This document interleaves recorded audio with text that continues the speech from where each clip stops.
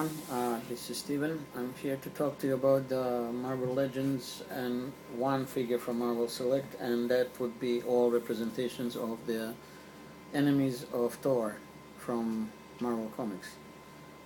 Of course, I am sure that many of these characters did face other superheroes as well, but Thor is their main enemy. We will start with this version of Loki, who is the half-brother of Thor.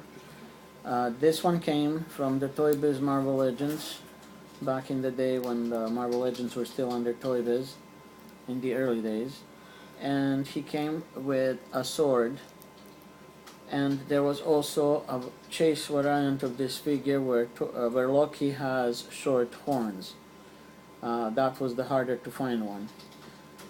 He came with a cape and his classic look and the costume from the comics. His face is not really younger looking, it's more like middle-aged, and this is one of the better representations, at least in my opinion, better representations of God of Mischief. He is also known to be the son of a frost giant, or the king of the frost giants, and he was adopted by Odin after the war between Asgardians and frost giants. He was found as a baby and then adopted by Odin and raised as his own son, together with Thor. Loki was always jealous of Thor and always trying to cause trouble as they grew up, and always causing mischief, because that's what he's really good at. This figure came in the wave of figures that was showing some of the known bad guys from Marvel Comics, such as Loki himself here. There was also a Green Goblin with a variant figure, then Abomination, who also had a variant, and then there was also Lady Deathstrike and several other characters. He is very well done, and as I said, he also has lots of articulation, at least the kind of articulation you could expect for the Marvel figures from the Toy Biz era. He's quite detailed in the sense of costume. The head cannot turn much due to the fact that his hood is disabling some serious movement. Also the cape, which is made of a hard plastic. But he does have articulation in the legs and the arms and the waistline. In the waistline he can move left to the right. And he came with a sword that has some inscription on it. Probably in the language of Asgard, I would assume. So anyway, that would be Loki by Toy Biz from Marvel Legends.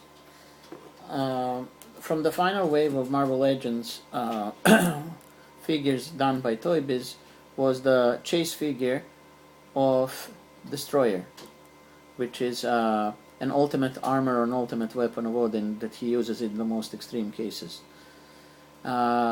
Destroyer here is practically made on the same body as the Hulkbuster Iron Man who came in that wave. He was the regular figure, and the Destroyer here was just a repaint and a slight retool from the same figure. He has all the articulation that's to be expected, and he looks rather faithful to the comics. And in reality, he's not such a bad figure. The only problem I find with him, he's just not big enough, and I will show you later what I mean. So here they are side by side, Loki and the Destroyer. They're roughly the same size, when in reality Destroyer should be much bigger in size than Loki. So that's the only sort of a minus about this figure. Other than that, it's pretty good. Now we have the only Marvel Select figure I'm going to show from this group, and that's the Destroyer, a newer figure that came back a while. This Destroyer is more faithful to the comics because he's rather very big, and he's in a bright silver armor. He came with an extra head of Odin, who assumed the appearance and the armor of Destroyer to fight his son Thor. I'm not sure what that story is about, but anyway, the two of them ended up fighting. And he also comes with the sword of Odin. But I like to display him just like this, so I keep the sword and the extra head on the side. He has a decent amount of articulation for a Marvel Select figure. and he's pretty heavy figure. So you can see the difference in size between the old Toy Biz one and the Marvel Select. The obviously Marvel Select is much bigger in size. And then the next character we have would be the Enchantress. I have been always wanting to see her in the Marvel Legends, but up until recently she was never made. And now that she is, she actually came out rather well. She comes with her magic special effects that can be attached to her wrists, kind of the same attachments that you see with Doctor Strange figure from the Hasbro Marvel Legends. And she is comic book accurate, so this is pretty much exactly the way she looks, and the costume as well, in the comics and in the cartoons. She's very well done, and I do believe they were using the Scarlet Witch figure as a base in order to make the Enchantress, because they have a lot of similarities in their appearance and the body type. And she came out rather well. Now the only figure we really miss to go along with her would be the Executioner, who is still not available, but if I'm not mistaken, he will be coming sometime at the end of this year for the Thor 3. There will be a set of Marvel Legends based on Earth's Guardians, and he should be available in that group as a Build-A-Figure. So we just have to wait and see if that will come true, and will he be comic book accurate. So yes, this is the Enchantress. Her magic spells can be removed and reattached onto the wrists. She has articulation in the legs and the arms as well.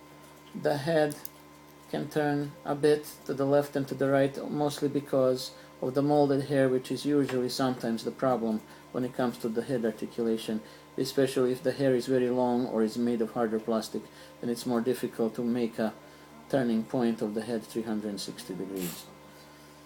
Now, the most famous group of villains, who call themselves the Wrecking Crew, is the next topic here, who are also quite known enemies of Thor. Here we have Wrecker, who is the leader. He used to have a crowbar as a weapon, and he does have a crowbar as a weapon, but I managed to lose it or misplace it somewhere. But anyway, this is how he looks like. This is very much accurate in regards to his looks from the comics and cartoon. And he leads 3 more guys, and they're all empowered with the more or less the same type of powers. And they have clashed with Thor more times than I can remember. The other members of this group is the Bulldozer, who in many ways resembles, at least by the way he is, he more or less resembles Juggernaut, but obviously he's a different character. He also has articulation just like most of the Marvel Legends, and the body type for all 4 figures of Wrecking Crew is pretty much the same, with some tweaks and modifications to make them look different. He did not come with any weapons because he's using his head with the helmet as an actual weapon to smash things with. Next we have Thunderball and Piledriver. I hope I pronounced those names correctly. You guys can correct me if I'm wrong.